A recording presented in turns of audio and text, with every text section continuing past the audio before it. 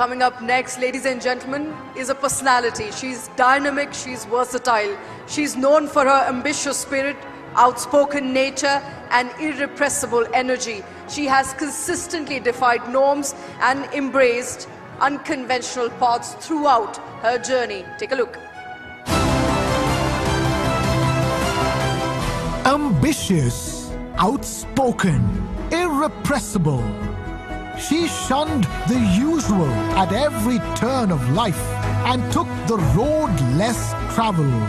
A simple girl from the peaceful hills of Himachal, she rose to rule the roost in the buzzing world of glitz and glamour.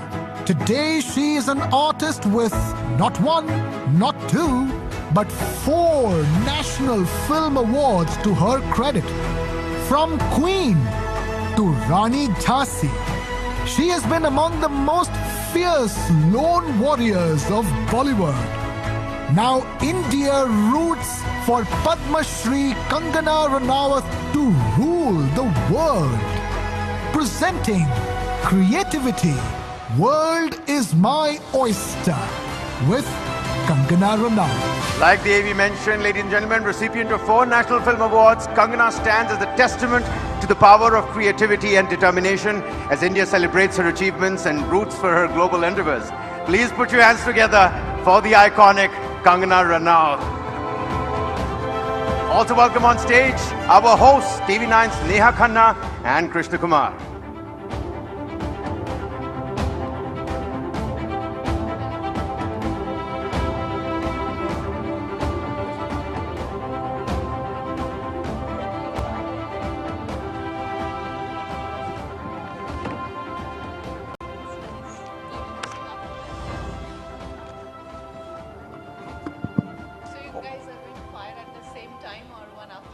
No, we'll take turns. Neha will begin. Thank you so much for that, Krishna. Ladies and gentlemen, we have in the house, of course, a woman who needs no introduction, one of the finest actors of our time, and clearly amongst the most fearless as well. Kangana Ranaut, welcome to the News9 Global Summit. Great to have you. Thank you for a very generous and kind introduction, and lovely to be here, and looking forward to questions. We have lots of questions for you. If I could just begin by telling you I personally absolutely loved you in Queen and Tanu Ved's Manu, the movies with which you, in a sense, redefined the female protagonist in Indian cinema. But I want to ask you a question looking at the bigger global picture, since this is a global summit. There is no doubt, Kangana, that there is a lot of talent in this country. You are a shining example of that. Indian content, Indian cinema has gone global. Take, for instance, RRR making it to the Oscars. Yet, you know, if you look at Korean content, you think they've set a very successful template. Parasite winning, the Oscar for Best Picture. K-dramas are phenomenally popular globally. What, according to you, do we need to do to go global on that scale, in your view?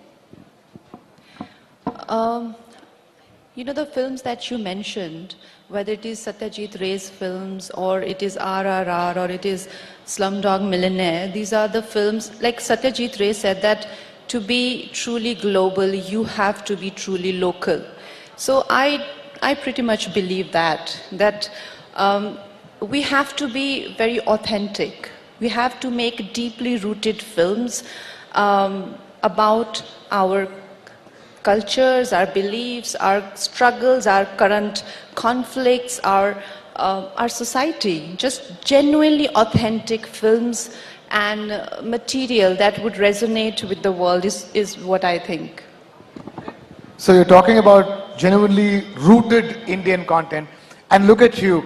You've started out with those the kind of films you did in the initial stages, difficult roles that young actresses usually don't take. You had done a Tamil film back then. Now you're back to doing Southern regional cinema. You've done 2 Tamil films in recent times. And, you know, in that sense, this session is called Creativity, World is My Oyster. India is Kangana's oyster, isn't it? She's doing everything from Hindi to Tamil. It truly is. You know, this country and the people of this country have given me wings, and they have given me so much love, you know, in every part of the country. I come from up north and I work in the south. I've done roles about Delhi girl, Haryana girl. I've also done Jhansi Ki Rani from central India. You know, I just feel that, you know, this country has given me so much, and that's why I feel deeply responsible to give back. And I've always been, you know, sort of more of a nationalist, and that image has even taken over my very glorious career as an actor. So that I do have that awareness that I'm deeply loved and appreciated. Just an add-on question just to that. What was it like playing the great Jayalalitha? In a language that's not your mother tongue. It's, you know, it's a movie, it's as a project, so much hard work is required. Difficult role, iconic person, speaking another language. What was it like for Kangana? Jayalalitha's character, Dr. J. Jayalalitha's character for me was very empowering, you know, and for me to even get to know people like MGR or Karunanidhi and the more regional politics and what icons they were like. Growing up, we did see them on the television, and we knew who they were, but to get such deeper understandings of their lives and you know, very dramatic, rather dramatic, and equally entertaining to play as well, must say, and very empowering as a woman. She is definitely somebody who I look up to. Kangana, you used a very interesting word there, nationalist cinema. You're right, you've come to be associated with that very strongly, you've become synonymous with that. But I'd like to ask you, since you've touched upon this, why did you feel that you identified with this genre of cinema? Do you believe that it got you branded as one belonging to a certain ideology? Did that in any way make life difficult for you? No. I think we shouldn't overcomplicate it. I think when we come from a certain middle class background or a certain upbringing, which is not westernized, you know, 1%, especially when I started and when I came to Mumbai, I was ridiculed for not speaking English or, you know, coming from a certain background. So the whole thing is that people who used to travel abroad, they had influence of the Western films.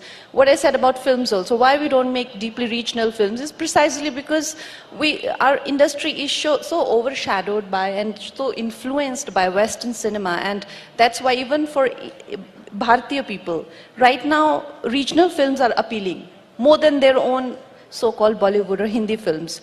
So the same way, when I came in, you know, we are the kind of people who think, you know, being a nationalist is you know, we are the heroes of the country, but there is a certain section of people who don't identify with being Indians, and they don't think it's cool enough, and they rather be in some other country. So for me, it was a bit, you know, bit of a rude shock that there are people who think, you know, that being a nationalist or being a Hindi-speaking person, having a Sanatani Sanskar or having, first of all, it was very shocking for me to understand there are people who don't have it. Because, you know, like... not nationalist? No, I don't mean like, you know, like not a village belle, but honestly, in Himachal Pradesh, we do not have a lot of diversity. It's a state with 99.9% of Hindus. You know, so I didn't know that, like I had a certain upbringing. So the alignment with the uprise of nationalist sentiment in the nation has been very natural and absolutely coincidental. Like, you know, it's not something that has been curated or has been put on, trust me. Okay, that's natural. But what about from acting in the kind of parts that you did, way ahead of your age at the time, the kind of parts? You shocked us with the fact that you could turn filmmaker just like that, and then you shocked us with the fact that you could become a film producer just like that. You know, this evolution has been stunning to watch, Kangana. Thank you. It never happens like this. There's lots of hard work and lots of struggle that goes behind any milestone or any barrier that we break. But tell us, how did you, I did this because it felt like we just watched it and like, okay, Kangana director, Kangana film producer. But tell us that journey, that evolution of Kangana from that actress who's doing these complex parts to doing complex work in cinema. Well, I don't think I'm doing anything different. I'm just trying to catch up with the way our audiences are evolving. You know, they are just rapidly evolving, and honestly, we're just all just trying to catch up with them and engage with them, and just live up to the standards that they have. Well, like you said, today they have the options of all the platforms of world cinema and even YouTube, free entertainment, like genuine influencers, small films, big films, reels too. So I think we have a lot of pressure as people belonging to the entertainment industry. Right now we live in a lot of pressure to be able to appeal to the audiences. So the response to pressure is that let me make that cinema that they are looking for. Let me myself make it. No. Look, I mean, I think no artist ever takes this approach that we can make something that they're looking for.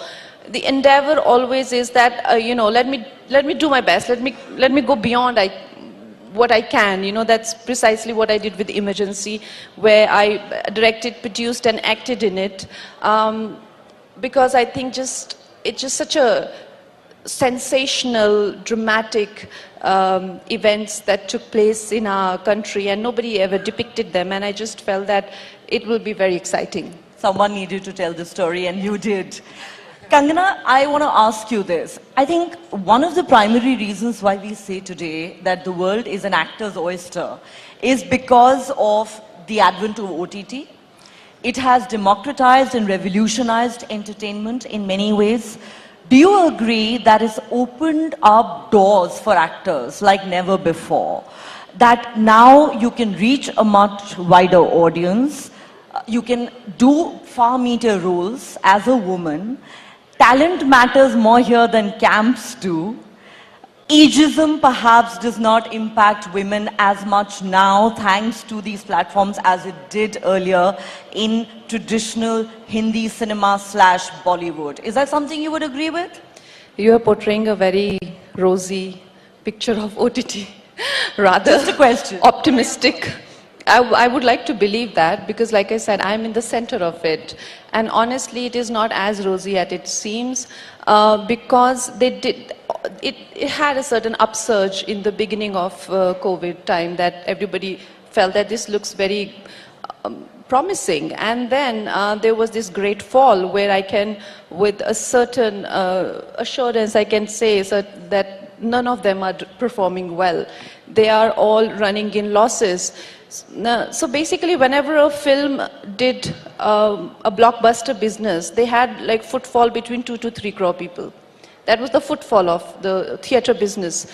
What they have managed to do is, unlike the Facebooks or the Reels or the YouTubes of the world, which have managed to tap into new audiences and new set of people, they have just divided these people into a very uncertain and, compartments. For example, every OTT has like 6 million or 8 million or 10 million. I'm not talking about the ones who have attracted the audiences from sports matches or things like that. I'm just talking about strictly that. So they're not able to cultivate new audiences, which is, I think, a big setback. But instead, they have taken away from all of your moderate budget films, like from theaters like English or Queen or Piku, and like today you can't imagine a Queen becoming successful in the theaters the way it became, because they have just taken away that audience, and the satellite market has shattered because those people are also a bit disoriented, and then we run a bigger risk of losing them to like free entertainment, or rather convenient entertainment on YouTube, or they have, honestly, because of the genuinity and the authenticity of their entertainment, they have tapped into new audiences. Like my father used to watch TV, but now he's on the YouTube all the time. So is OTT a threat to Bollywood, or do you believe they're converging? I'm not sure, actually. I think it'll just kind of break even. It will neither make, in my understanding of it, because even as we speak today, a big OTT platform which was running in losses has been taken over by a business giant.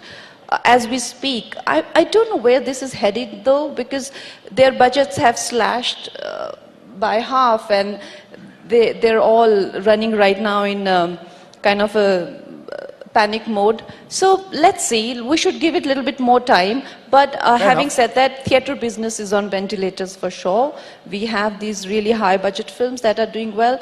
But the rapid releases that we used to have, and that used to run the business of films, that is definitely has disappeared because of OTT. Right.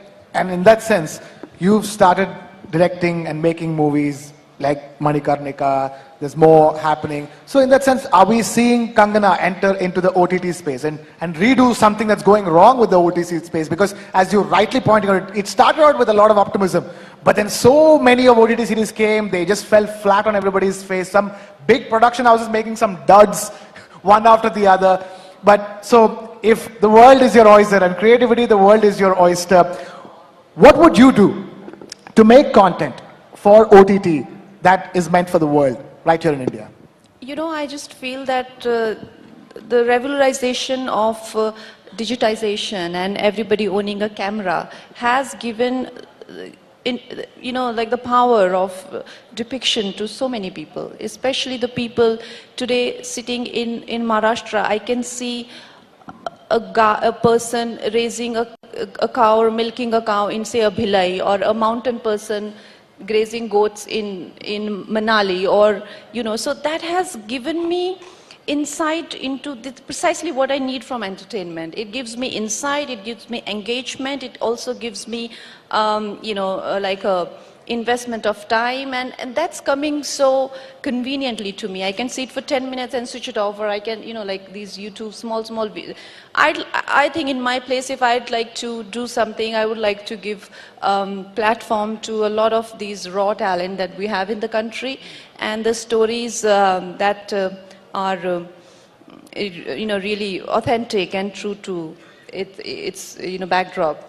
I'm so glad you talk about how under the banner of Manikarnika Films, you want to give a platform to raw talent, because my next question to you is this.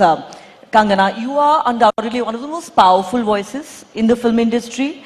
You are an actor, a director, a producer. However, do you believe that despite the female protagonists having come a long way in our film industries, there are still too few women in positions of power who can call the shots? Directors and producers, for instance. It's been a very tough journey for women anyway, and I have lasted so far, but not to compare myself with anyone, we do have good women directors and producers around, like Zoya Akhtar or Ashwini Iyer and all of that. But like you said, it's not the absolute. We don't have enough. I mean, of course, I think, as women filmmakers will be encouraged and there will be more faith in them, there will be more investment in them, the trend will change. Trend will change, but what will change for Kangana from here on? Kangana has won 4 national awards. 4. There is not too many people who have, that to their and that career in which we have so much more to see of Kangana going forward. What does Kangana look forward to, creativity-wise, working in this business of creativity-wise? What does she look forward to? What keeps her going now? Look, I mean, as an artist, I definitely, I love to go beyond I can go. That's what I would want to achieve, beyond myself. How perfect I can be, or how glorious my art can be, without the burden of my own vanity. Of course, that is the pursuit of every artist. But I also want to be the part of the great shift, the conscious shift that we are having as a nation. I want to be a part of that, because this time will always be remembered, in probably the golden letters of history, and I want to be a part of this shift. As an artist, what I did, how I maybe, acted as a catalyst or added to it, or how I was a part, or I was at least aware enough to be, one of these changes. So for me, I think I want my art to have a larger significance than just engagement or entertainment. Kangana, one final question before we wrap this up. The director, of course, is telling us we're out of time. But I have to ask you this question on behalf of everyone in this room because everyone is dying to know. Kangana is talented. Kangana is fearless. Kangana is outspoken. She feels strongly about women's empowerment. Are we likely to see Kangana Ranaut take the political plunge anytime soon? For instance, we have a Lok Sabha election in the country just a few months down the road. Could we see Kangana Ranaut contesting these elections? Do you want to? Well,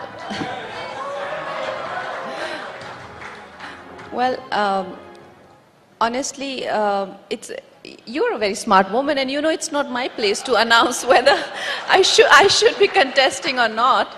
Do you want to? No, I mean, it has never kept me away from, being a really aware person. I've done, I mean, more than anybody can do in any so-called seat or place for the country. I have literally fought from my film sets with the political parties. So that doesn't keep me away. It doesn't take me a seat or a ticket to do what I want to do as an individual for my country. But if I want to get into politics, I probably think this is the right time. This is the right time. Right there, ladies you and heard that gentlemen. right here at the News9 Global Summit from Kangana. Kangana, thank you so much for taking Kangana, time thank out you. to be with us. Big round of applause, Ladies and gentlemen, the matinee icon, Kangana Ranaut. Give it up. Making also perhaps some political announcements here, Kangana, right before the Lok Sabha election. I mean, this is the business of speculation. Nobody said anything, in complete black and white, but of course, some hints that are certainly dropped over there, ladies and gentlemen. Absolutely. And as we move on.